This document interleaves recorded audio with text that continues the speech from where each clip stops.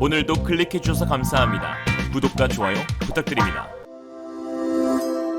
Realism. 전차 전문가로서 말씀드릴 수 있습니다. K2 전차는 전 세계에서 가장 현대화된 전차로 가장 강력하고 우수한 기동력을 가지고 있습니다. 지난 경남 창원에서 진행된 K2 전차 출고식에 참가한 폴란드 마시에이 참모장의 발언입니다. 최근 차세대 전차 도입 계획을 발표한 폴란드는 노후화된 구형 전차를 신속하게 대체하기 위해 한국에서 생산되는 K2 전차 1차 180대, 2차 800대를 구입하는 계약을 체결했습니다. 미국 외교 전문지 더 디플로맷의 동아시아 안보 전문가인 AB 에이브럼스는 한국산 전차는 지난해 7월 주문한 지 불과 8개월 만에 놀라운 속도로 실전 배치되었다. 한국 방위산업, 특히 육상무기 생산은 여러 척도를 통해 평가해도 나토군 호환 장비를 생산하는 국가 중 가장 건실한 것을 알 수 있는데, 이러한 한국의 역량은 유럽의 판도를 바꾸고 있다. 한국이 직접 우크라이나에 군수 물자를 지원하진 않지만 경쟁력 있는 한국 방위산업의 존재가 서방 전체의 우크라이나 지원 능력을 배가시키고 있기 때문이다 라고 했습니다. 그러면서 에이브럼스는 한국 국방산업의 등장으로 독일 등 유럽 국가의 군수산업이 쇠퇴할 것이라는 의견도 있는데요. 실제로 독일에서도 이제 한국을 강력한 방산 라이벌로 여기고 있는 분위기입니다. 이는 노르웨이 수주전 당시 독일 라인메탈과 크라우스 마페의 배그만 관계자들이 K2 전차에 대한 각종 유언비어를 내거나 흠집을 잡는 데 열심이었던 것을 봐도 알 수 있죠.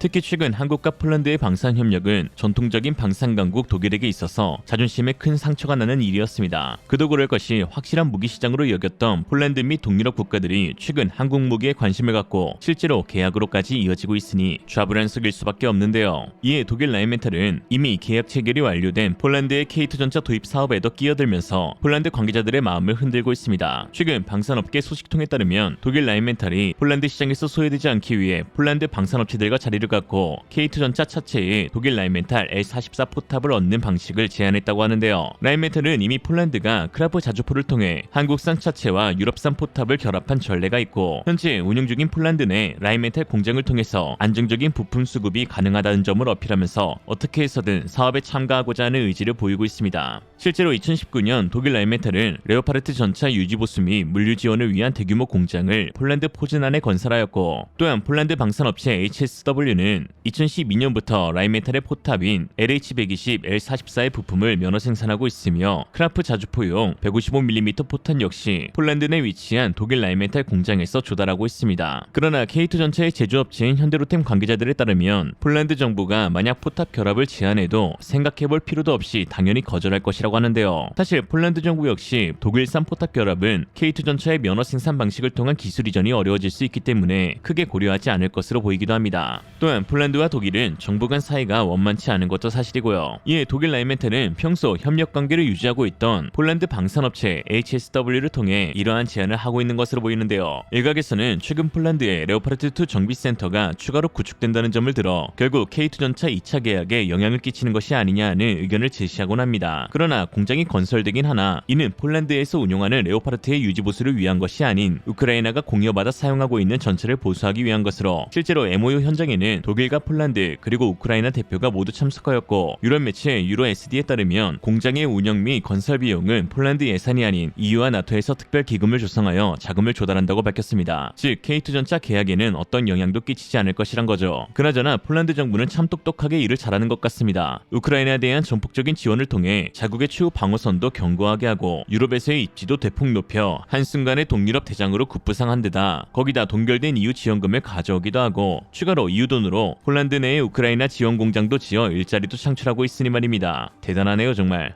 한편 독일 라인메탈의 이러한 방해 공작에도 불구하고 현재 K2 전차를 실제로 운용하고 있는 부대에서는 극찬이 쏟아지고 있다는 소식인데요. 기동성과 변속기, 서스펜션과 같은 차체의 우수성뿐만 아니라 사격 정확도, 포신 안정성, 빠른 자동 장전과 같은 현대위와 포탑의 우수성도 언급되고 있는 상황입니다. 지난 5월 6일 폴란드 국방부 채널에 올라온 영상을 통해서 이러한 증언을 직접 확인할 수 있었는데요. 군인이 되세요 라는 제목의 영상에서는 K2 전차를 운용하고 있는 폴란드 제16 기계화 사단과의 인터뷰를 진행했는데, 장병 모집을 위해 제작된 영상에서 K2 전차의 우수성으로 입대를 독려하고 있다는 점이 눈에 띄네요. 그럼 한번 자세히 살펴보겠습니다. Decyzja o tym, żeby zostać żołnierzem Wojska Polskiego tak naprawdę krążyła chyba w głowie od lat dziecięcych tak naprawdę.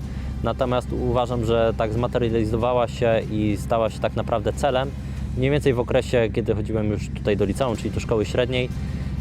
Wtedy zdałem sobie sprawę, że jest to ścieżka, którą chciałbym obrać, która wydaje się dla mnie ciekawa, która może połączyć wiele moich zainteresowań jednocześnie. która też tak naprawdę jest atrakcyjna pod wieloma względami, również jeżeli chodzi o nowe doświadczenia i tutaj samą ciekawość, tak żeby nie było to tylko 8 godzin, które spędza się tak bezwładnie, tylko jest tutaj szerokie możliwości do tak naprawdę rozwoju osobistego.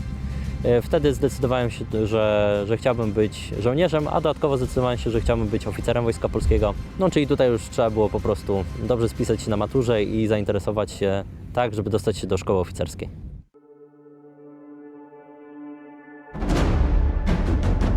Przede wszystkim otrzymaliśmy nowe czołgi koreańskie K2, które będą na wyposażeniu 9. Braniewskiej Brygady Kawalerii Pancernej oraz są już na wyposażeniu. Porównywanie czołgów T-72, rodziny czołgów T-72, zarówno jeżeli chodzi o czołg T-72, jak i PT-91 do czołgów K2, no to jest, tak jak mówiłem, nie różnica, a przeskok. Chodzi po prostu o możliwości, które nam ten czołg oferuje. Zarówno jeśli chodzi o samo wykorzystanie wszystkich systemów do identyfikacji celów, do likwidacji tych celów, sprawności tego czołgu, celności, z jaką ten czołg prowadzi ogień, możliwości, jak wielu celi może ten czołg prowadzić ogień praktycznie jednocześnie, ponieważ chodzi tutaj o to, że taką bardzo dużą różnicą jest to, że obserwacja w tej chwili pola walki może odbywać się niezależnie, to znaczy działonowy skupia się na jednym celu, a dowódca poprzez swoje przyrządy obserwacyjne wykrywa już dla niego kolejny cel, identyfikuje go, ma możliwość przejęcia uzbrojenia, to również wybrać kolejność likwidowania tych celi zgodnie z decyzją dowódcy.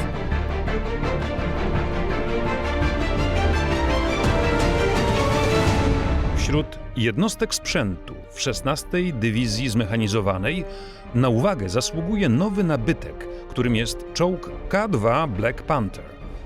To południowo-koreański czołg podstawowy generacji 3+. Jego uzbrojenie główne stanowi armata gładkolufowa kalibru 120 mm z automatem ładowania, która może wykorzystywać najnowsze rodzaje amunicji. Uzbrojenie pomocnicze stanowi karabin maszynowy kalibru 7,62 mm oraz wielkokalibrowy karabin maszynowy kalibru 12,7 mm. Zaawansowany system kierowania ogniem czołgu zapewnia wysoką skuteczność prowadzonego ognia na dalekich dystansach.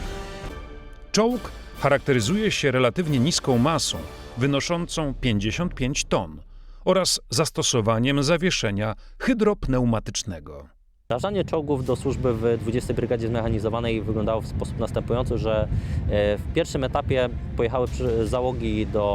poleciały do Korei Południowej w celu przeszkolenia się tam pod okiem instruktorów południowo-koreańskich, którzy zapoznawali ich z tym czołgiem. Stopniowo oczywiście to szkolenie było intensyfikowane. Po 6-tygodniowym szkoleniu te załogi wróciły. W tym czasie my już dostaliśmy tutaj transport tych czołgów. No i w tej chwili znajdujemy się już na strzelnicy w Wierzbinach. Przygotowujemy się do pierwszych strzelań. Pierwsze strzelania mamy też za sobą. W dniu wczorajszym zrobiliśmy strzał techniczny, czyli to jest też taka standardowa procedura przy przyjęciu nowego uzbrojenia, gdzie, no i co można powiedzieć na podstawie tego już pierwszego dnia, to że skupienie, czyli generalnie rozrzut między tymi pociskami na tarczy był minimalny, co świadczy o na pewno bardzo dobrym systemie kierowania ogniem i stabilizacji armaty. Black Panther to jest nazwa koreańska. Nasza wersja K2 to jest gap filler, czyli strażnik przesmyku. Większość tych czołgów będzie służyła tutaj, na terenie województwa warmińsko-mazurskiego i jak najbardziej pasuje do tego, do czego te czołgi będą przeznaczone. Zakładając mundur, tak naprawdę towarzyszą takie same uczucia jak podczas początków tej drogi.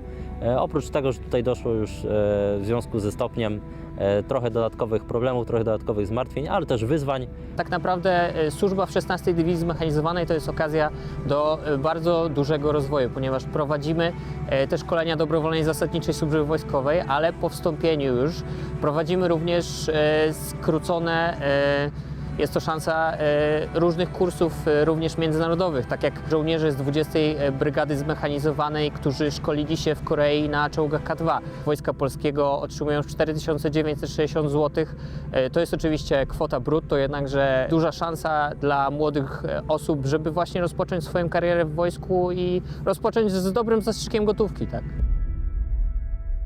어느덧 세계 방산 시장의 다크호스로 떠오른 한국. 한국은 육해공 모든 첨단 무기 체계의 자체적인 개발 및 생산을 통해 세계 4위의 방산 강국으로 도약하려 하고 있습니다. 한국과 같은 면적과 인구를 지닌 비슷한 나라는 많으나 한국과 같은 첨단 무기치기를 갖춘 군사력을 지닌 국가는 전 세계를 찾아봐도 없는데요. 한국의 군사력은 유독 왜 이렇게 강한 것일까요? 라고 묻는다면 우리는 주변국을 보면 알 수 있다고 말할 수 있습니다. 하버드대 국제정치학 조지프나의 교수는 이렇게 설명하였죠. 한국은 세계적인 군사 강국이다. 다만 한국은 동아시아에 위치해 있다. 즉 전교 5등의 엘리트이지만 반에서는 하위권이라는 것인데요. 오늘날의 한국 방산은 어쩌면 작은 국가였던 한국이 치열하게 생존하기 위해 노력한 결과물이 아닐까 합니다. 일각에서는 이러한 한국을 빗대 전쟁을 부추기는 전쟁광이라는 헛소리도 하는데요. 그저 한국은 미친 것들 사이에서 제정신으로 살기 위해 오늘도 노력할 뿐입니다. 오늘의 한 줄 평, 미치지 않고선 미친놈을 상대할 수 없다. 이상으로 리얼리즘이었습니다. 여러분의 생각은 어떠신가요? 현명하고 지혜로운 여러분의 의견을 지금 댓글에 남겨주세요. 감사합니다.